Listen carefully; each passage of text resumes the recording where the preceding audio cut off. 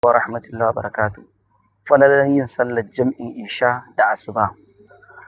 An Usman bin Affan radiyallahu anhu qala an-nabi sallallahu alaihi wasallam man salla al-isha fi al-jama'ati faka'annama qama nisfa al-layl wa man salla as-subha fi al-jama'ati faka'annama qama al-layla kullahu. Rawahu Muslim. An karo hadisi daga Uthman dan Affan, Allah ya kare da a gare shi, yace annabi sallallahu alaihi wasallama ya ce dukkan wanda ya halarci sallar isha a jam'i to kamar ya raba dare ne yana yin sallah. Haka wanda ya halarci sallar asubahi a cikin jam'i to za a bashi lada kamar ya raya dukkan dare yana sallah. Wannan hadisi Imam Muslim ne ya rawaito shi. Ma'ana idan mutum ya samu ya halarci sallar isha a cikin jama'a, ma'ana jam'i, to Allah zai bashi cikakken lada kamar ya raba dare yana yin sallah qiyamul layli.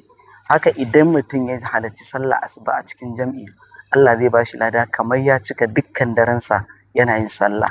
Kaga wannan falala ce mai girma. Allah ya bamu ikon dacewa da ita. Wassalamu alaikum warahmatullahi.